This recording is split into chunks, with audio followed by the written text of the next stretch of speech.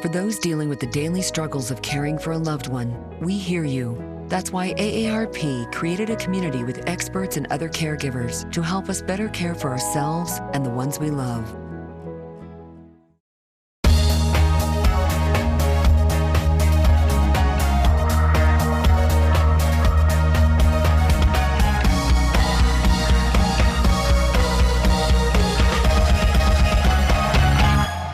Goodbye, Joe, we gotta go, me oh my oh. We gotta go for the people down the bayou.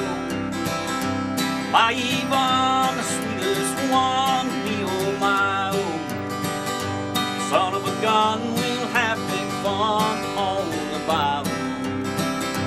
Jambalaya, crawfish pie, and a filet gumbo. 'Cause tonight I'm gonna see Mama Shazamio. Big guitar filled from a jar in Miguel. Son of a gun, we'll have big fun on the bayou. Welcome to this edition of Lancaster Perspective. I'm Mike Miller. You've just been listening to the music of David Church. He's a little run along his lovely wife, Tara Lisa. Welcome. Thank you very much for being here today. This is an honor to have you guys here today. We're going to talk a little bit about country music and the show you have coming up over in Muskingum County. But first and foremost, what brought you two together? Well, music. We met about 15 years ago, as a matter of fact, at a rally that we were both performing at over in Richmond, Indiana. Tom Raper, they used to do a big rally over there for their RVers, and it was just a happening thing, and I happened to be there at the time. At the time I was doing bluegrass, and she had a group that she was doing a variety of music with, and we just met and became friends, and shortly thereafter we got together and was married, and the rest is history. Fantastic. Was it his singing? Is that what it was? What is it? Oh, yeah, absolutely.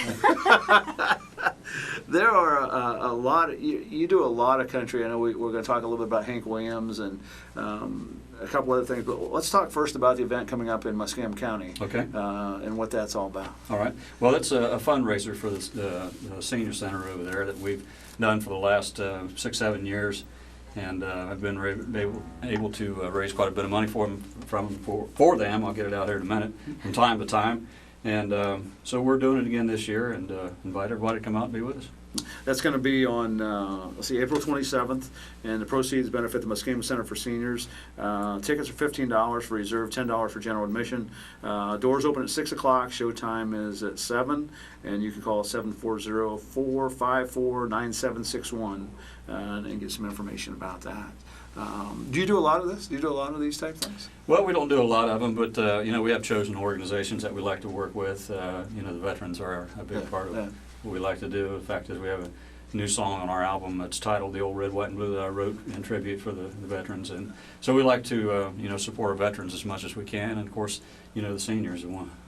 Absolutely. Oh yeah, absolutely. Now, would you rather write music or play music?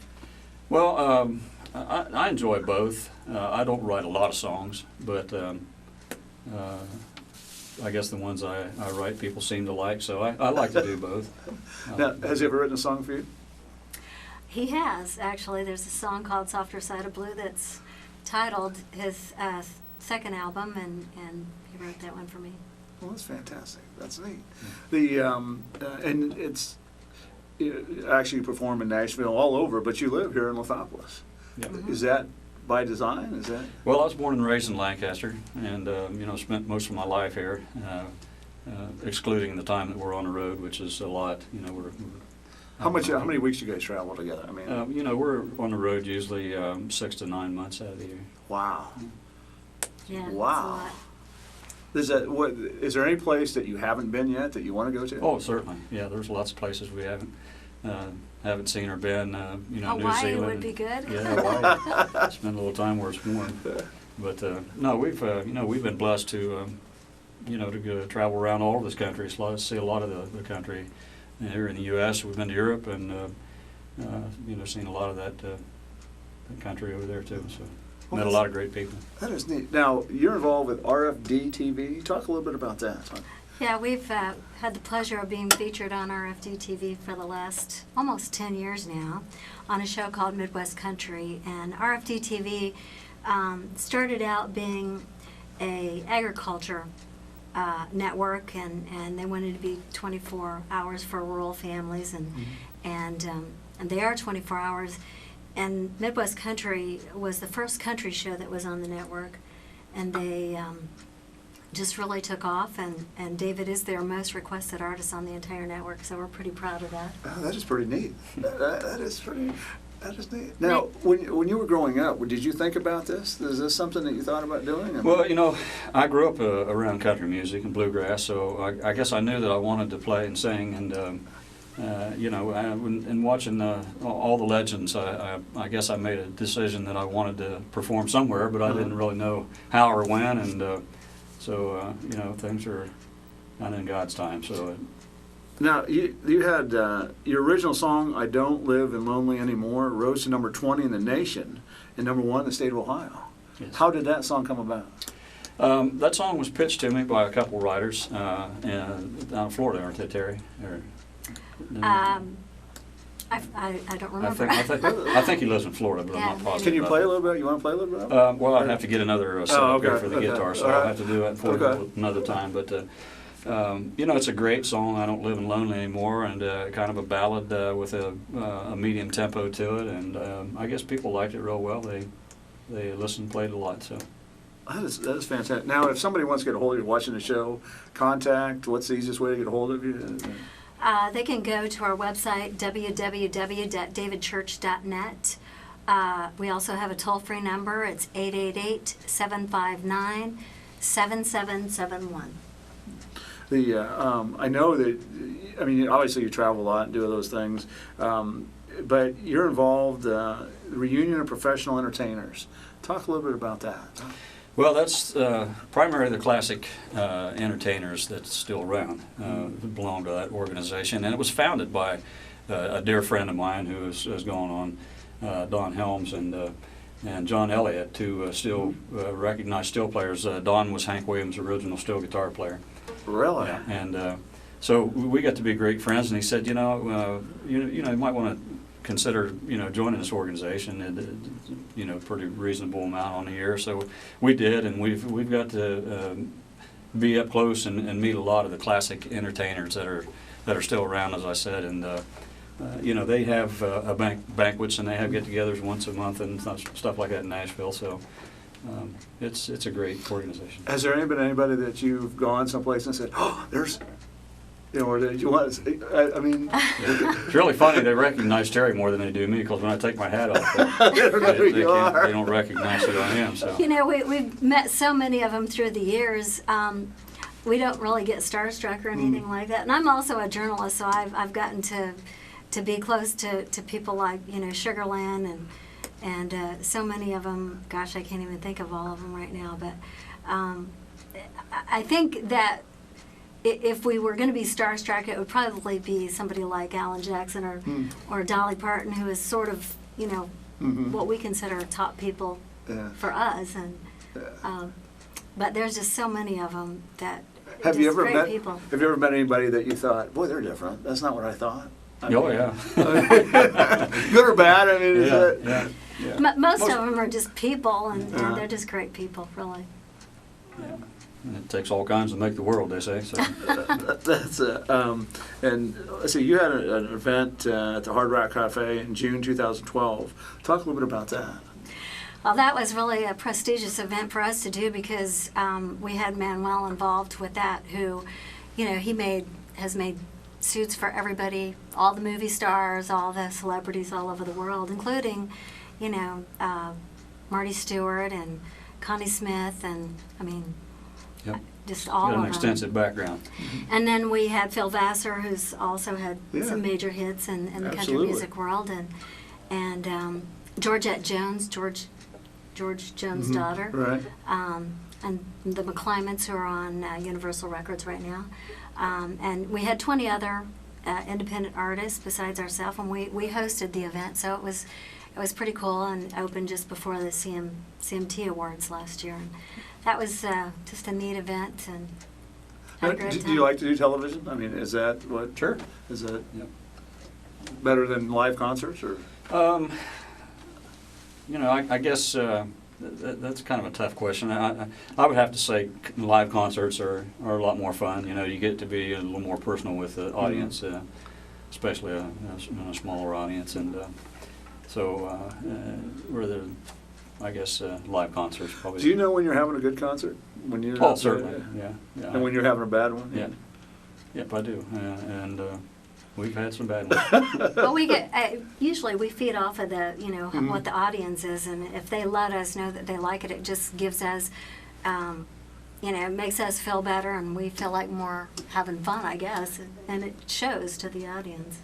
We're talking with David Church and his wife, Terry Lisa. Relive the Legends of Country Music's a brand new show that they have on RFD TV.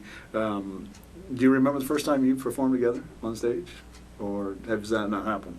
Yeah, oh, certainly, yeah. Again, it was at Tom Raper's. I think it was the following year that we met. We Right. ended up going back down there and we did a duet type thing together. So. I just wondered because Terry was giving me a lot of instruction about what to play here. I just wondered, is that, I mean... Well, Terry does all of our marketing, graphics, and stuff like that. So she likes to try to put my best foot forward, I guess, so to speak. Yeah. Well, that's behind every man's a good woman. So that's. We'll talk a little bit more about the relive the legends of Hank Williams, Lefty Frizzell, Johnny Cash. What do those people mean to you? Well, those guys that built the business. Hank Williams was the first country music superstar that there was, and I suppose maybe that's part of the reason that I became so intent on his music. Those guys, Lefty was a phenomenal songwriter. Hank Williams wrote some 127, 129 songs in his short 6-year career. Imagine what it would have been if he'd have lived. He'd been 90 years old in September of last year. So, I guess those guys like that right there that built a business, to me, are the ones that should have the biggest respect for the business, in my opinion. Do you want to play some things that you want to play a little bit? Go ahead. We're Lefty Frizzell, I'll do one of them. This is off our new album. 10 years ago, on a cold, dark night, someone was killed beneath the town's hall light. There were few at the scene, but they all agreed that the slayer who ran looks a lot like me. She walks these fields in a long black veil. She visits my grave when the night winds will. Nobody knows, nobody sees, nobody knows but me. fantastic. Thank you. Absolutely fantastic. And you've been doing this for a long time. Was there ever a time when you thought, maybe I should just go drive a truck or work in a certainly. warehouse? Or Yeah. I'm sure Terry and Lisa probably said the same thing. No. I have. I've done a lot of different things in my lifetime. I was, I built houses and did construction, and I was a meat cutter for about 10 years. And, throughout that time, of course, I stayed up with the music and played and all that kind of stuff. But just about probably 7, 8 years ago, we were able to go full time and, take the show on the road, Yeah. so to speak. And, Absolutely. Blessed to do that. But, I think everybody at some point in time, with the exception of a few I know, have, had to do something else in their lifetime to pay the bills. Right. Oh, absolutely. Terry, let's talk a little bit about marketing. I mean, Sure. I know there's a lot of money that goes into it. Actually, my wife works in advertising, but talk a little bit about how the world has changed from marketing, David, to was 10 years ago. Oh, wow. Well, the music business is probably the toughest business, and I have a background long before I met David in marketing and built 2 major corporations from the ground up to very successful businesses. And when I got to know him and we got into the music business, I thought, wow, this is going to be a piece of cake. You know, you got something good to market, it should be easy to sell. It's just not that way in this business. And, you know, we're sort of outside of the box of what Nashville deems being marketable material because, you know, we're not 20 years old. And so, but there's such a love for country music out there and so much enthusiasm with the fans all over the world, you know, and they just treasure the music and they're just starving for that type of music because you just don't hear it on the radio anymore. So it's easy to market to the fans, but to market it to, you know, the venues and the people like that and trying to jump those hurdles is difficult, but, you know, I love doing it, so it's a lot of fun. How has music changed in the last 20 years? I mean, when you were younger, growing up, and you know, listening, how has it changed? Well, you know, you got what I consider to be modern country music, and then you know the classic retro style type that I do, and the difference, you know, being the lyrics, the tempos. You know, most of the modern country has dropped out the stills and the fiddle. You know, which is, you know, what everybody had back in Hank's day and Lefty when they were, you know, steel and fiddle were the primary instruments and a little bit of guitar work, but that's a lot of the major changes. Yeah. You get a lot of feedback from your audiences? You get a lot of fan mail and things like that? We do. Why don't you do this, or why don't you make it longer, or what? You know, we get a lot of, why aren't you on the TV program longer?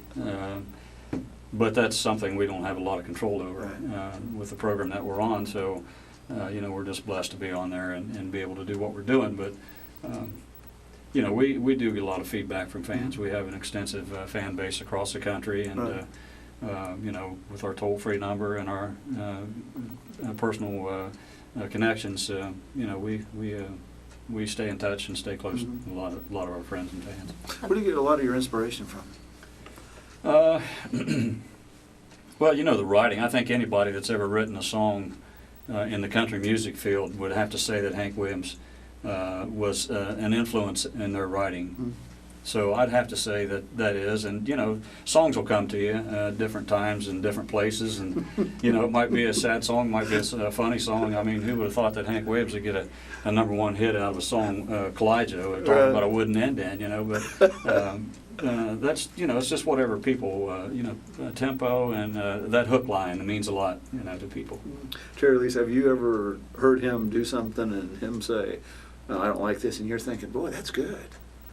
Absolutely, I have. He has a song called Blue Side of Town that he wrote several years ago, and when we're getting ready to do our first album, which is called Custom Made, he was not going to put that song on the album, and I'm like, you know, that's a great song. You really should put that on that album, and that was one. And the other one, by the way, which is the one that went to number 20 on Reverb Nation, and that's I Don't Live in Lonely Anymore.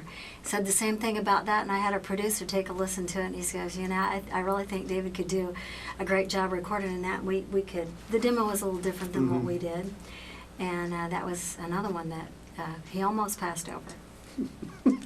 Just a little bit of time I've spent with you, I don't think you are going to say no too many times. Yeah, well, if I absolutely don't like it, then she won't buck me too much. But you know, she'll find a little way to you know, get back into it. Like, you know, that particular song there.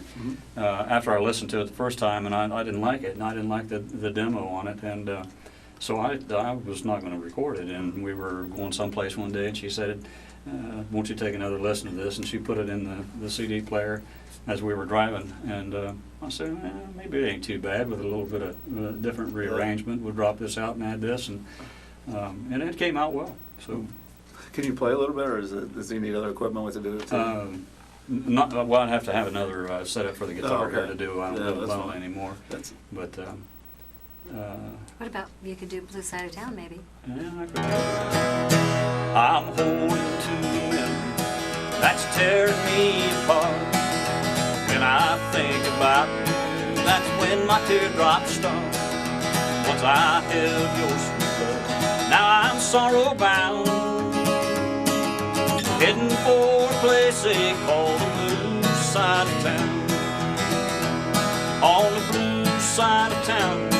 That's where I'll be bound, waiting and hoping that you'll call. If you should ever want me, if he ever turns you down, come on over to the blue side of town. Very good, fantastic. Now, do you have a lot of? I know you're going to this event coming up again, April 27th, over in Zanesville. Do you get a lot of requests? People say, "Well, if you're there, are you going to play this?" Or? We get a moderate amount of it. When we set up a show, we normally have pretty much everything in mind that we want to do on the show, and we try to mix it up and give the folks a variety. And sometimes we'll do a medley of songs. Try to give them a little bit of something that we didn't have in the set or whatever. But yeah, once in a while we'll do a request song. That's when there's when you first go out on stage, and do you have a feeling already, or maybe you play something and they didn't like that, so let's try something else? I mean, you switch as you go, or? No, when we set the set list, we pretty well stick to it, what the songs are. I can usually feel what an audience is feeling pretty quickly, and if it's kind of a somber audience, then try to liven it up a little bit, and maybe tell a few jokes or something like that, and just kind of help. Because people are a little nervous too, right. From time to time. So you have to learn how to connect with the people, and that's tough to do sometimes. Oh yeah, absolutely. When did you guys know you wanted to be in the entertainment business? I mean, when you were younger, 4 or 5 years old, or just hit you one day, or? Well, like I said, I guess I always knew that I wanted to play and sing, and love the music. I just I call it soul food. Yeah. So touching people's hearts with music, and so I guess I made a conscious decision early in my life that I wanted to perform, and we're just fortunate to be in a position where we could both do it, because having a husband and wife team together in the music business is not that common. So. Is that you're smiling? Is that? Well, not too many husband and wife spend 90% of their time together. Absolutely. Actually, it's probably a little bit more than that. I have to say, David's a great person. We get along very well, and we make a great team together, I think. Has there ever been a time when you wanted to go to Europe and you said, "No, I don't want to go, we should go here"? I mean, who gets to make the... Well, there's been a lot of times that she wants me to do something that I don't do. No, I would not witness that earlier. Right? But, if it makes sense, and she can, or sometimes they'll team up on me, her and some of our other staff, and if it makes sense, if it absolutely makes sense, then I'll usually give in. But it really depends on what it is. I have a set of standards that I live by, as most everybody does, and I made a decision early in my life that I didn't want to play the bar scene. That was something that just didn't appeal to me. I didn't like it. I did a little bit of it, and so I made a decision on that. And from time to time they'll come up and. Hey, how about doing a show? And I said, no, it's not someplace that I really want to go and do that. So that's interesting. That's a neat concept. When time is flying by, we just have a few minutes left, and I know we want to play one more song anywhere, one more verse, or something that you really want to. We've got about 5 minutes left. So. Okay. Your cheating heart will make you. You'll cry and cry, you'll try to sleep, but sleep won't come the whole night through. Your cheating heart will tell on you when tears come down like falling rain. He'll toss around, call my name. You'll walk the floor the way I do. Your cheating heart will tell on you. Fantastic. Thank you. I do have a question. I was telling people at work that I was going to come out this afternoon and do this. And one question came up all the time. What is a good price to pay for a pair of cowboy boots? Oh. Well, I'll tell you what. I have a custom bootmaker that does mine down in South Texas there, in Mercedes, Texas. And, cowboy boots are all over the place. You can go from, a couple $100 to, $15,000, $20,000 if you want to spend that much on a pair of customs, and with a lot of handwork and that kind of thing. So a roundabout price that for a good pair of boots is going to be $300 to $500. Okay. I'll pass that on to the people that ask me. What do you do in your spare time when you're not performing? You're just kicking back. Do we have spare time? Yeah, I know. Well, there's always something to be done in the business. So what do you do for fun? You play golf? I used to golf. Don't do much of it anymore, but We like to garden. Yeah, we like when we're home. We like to garden and work in the flower beds and that kind of thing. We're just normal folks. Now, when you're home, do you turn the phones off and I'm off for 2 weeks? Don't bother me. No, not really. You can't. Mine's off most of the time, or my numbers are out there. But hers is, because she handles all the marketing, that kind of thing. I'm a phone person. Yeah. So she's on the phone a lot. Yeah. Is it become another phone call, or another phone call? Well, it just really depends on, like if we just came off of being gone for 4 or 5 days, and I really kind of like to take at least a day or half a day to relax and recoup, I guess. What's the most you've been gone? What's the longest you've been gone? Well, we head south in the winter and work in Texas, primarily the southern states, and so we're gone 3 months out of the year at that time. We usually leave in some part of the December and come back. Might be a little later next year if the snow keeps up like it did.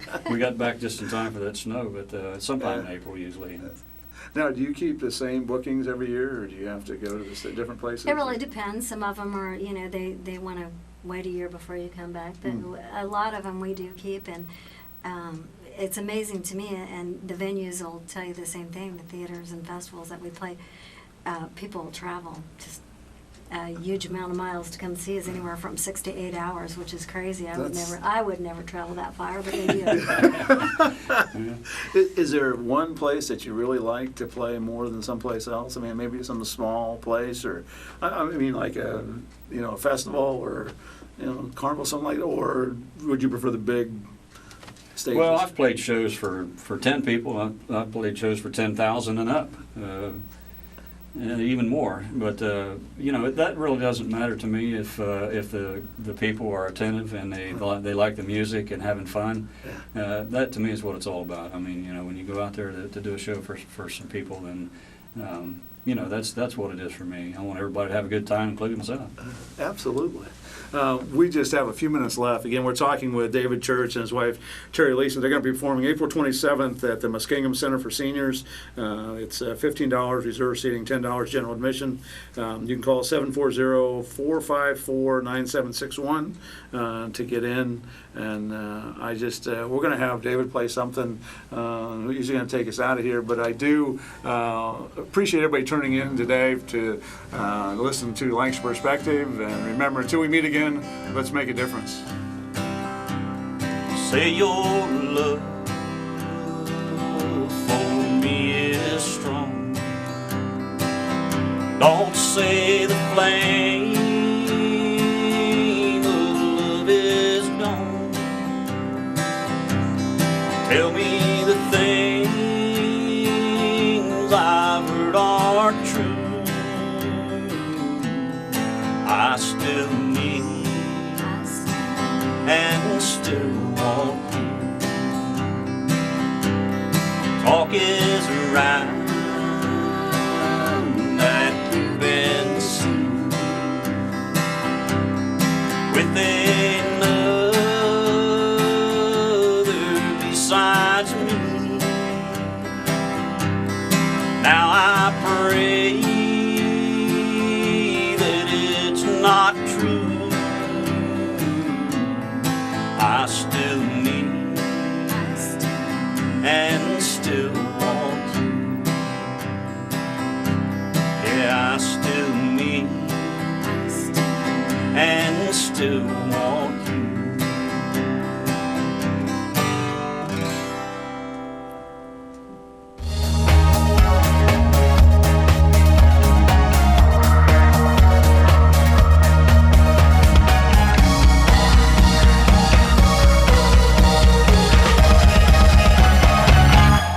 I can't say enough of how this center influenced me and the benefits that my wife got from it.